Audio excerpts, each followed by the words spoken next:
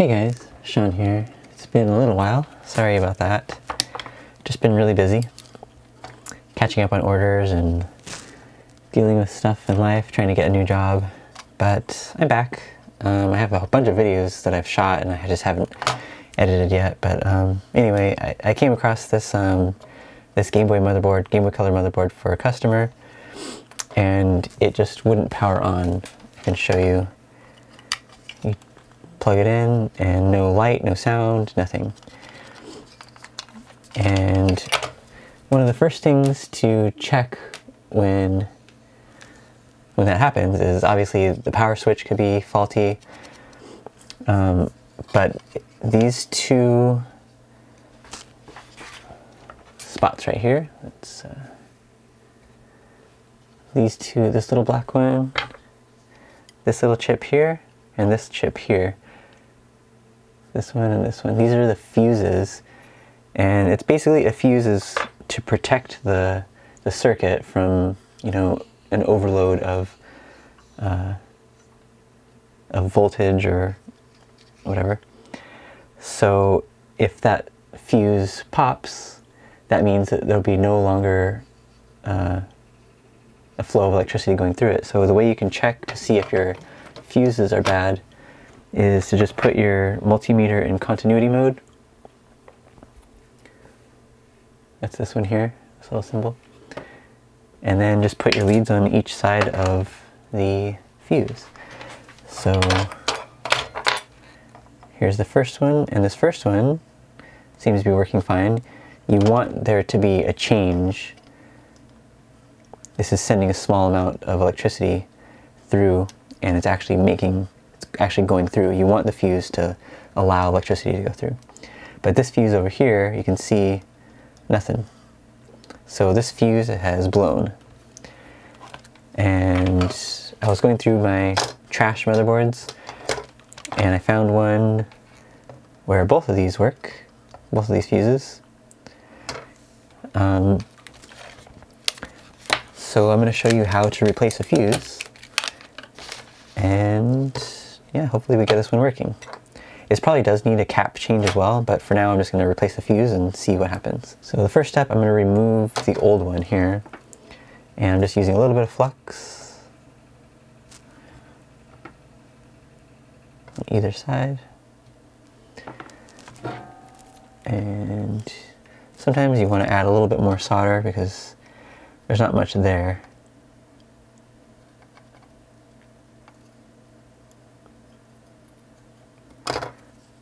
Okay.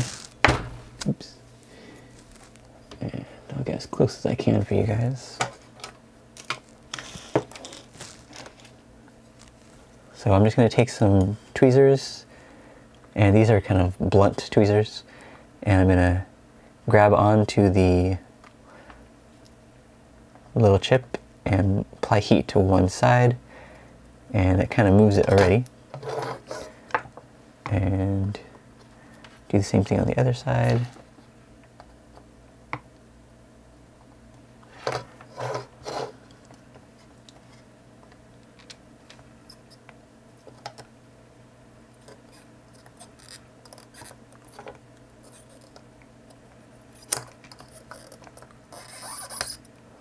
Okay, lifted up one side of that.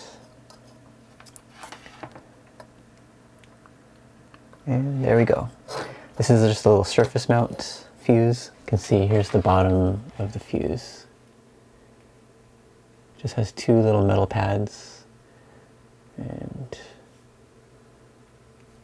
there's the top and the bottom. Alright, so there we have a fuse.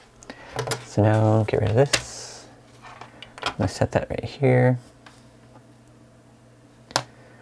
I'm not even using my soldering mat right now. I should be, but oh well. Okay, now I'm going to add a little bit more flux. It was this inner one that wasn't working. Okay. So the best kind of tip that for soldering irons to me has always been this, I guess it's called a pencil tip. It's just, there's a little tiny pointy one. It's the finest tip that, I mean, I'm sure there's probably finer ones, but in like your standard soldering irons, this is probably one of the more fine kind of tipped ones. And I find this useful just for absolutely everything with like Game Boy stuff. I know a lot of people like chisel tips, and those can be useful. I do have one that has a chisel tip on it, but yeah, I definitely prefer the really pointy small one.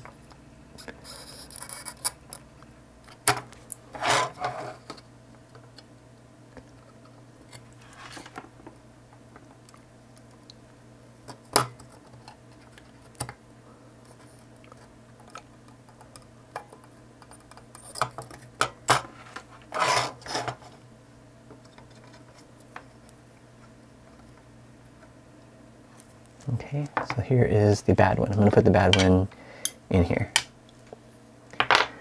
Okay, so here's a closer look. You can see there's the two little spots where it was removed, there and there. And now orientation doesn't matter with a fuse. They're not, it's like a polarized thing.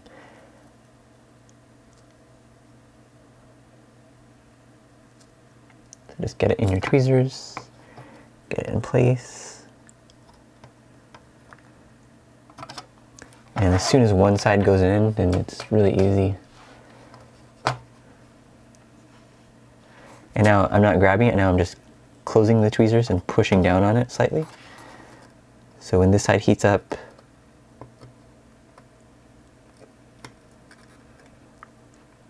just like that. And now I'm going to look closely to make sure that there's no bridged connections anywhere. And it looks pretty good to me. So I have no idea if this is going to work or not, but let's go ahead and plug it in and power it on. And ta-da! It works. So if the fuse is blown, that generally means that something went wrong with the Game Boy. It could have been powered by an incorrect supply, capacitors could be bad, there could be other issues with the board. So just replacing the fuse could be a bad idea because, you know, if there's something else wrong with the board and all you do is replace the fuse, that fuse is just can just blow again. So if it does blow again, then of course then there's another issue that needs to be taken care of. But anyway, I just wanted to make this about changing the fuse because I already showed how to replace capacitors, which I'm going to be doing anyway for this one. But anyway, that's all for this one. Another video I have coming up is BenVen's 3-inch DMG screens, and I have a giant list of a bunch of other ideas and stuff. I have like a DMG that I was repairing, and yeah, we got a bunch of stuff coming up soon here. So, yep, I guess that's all for now, and I will see you guys soon.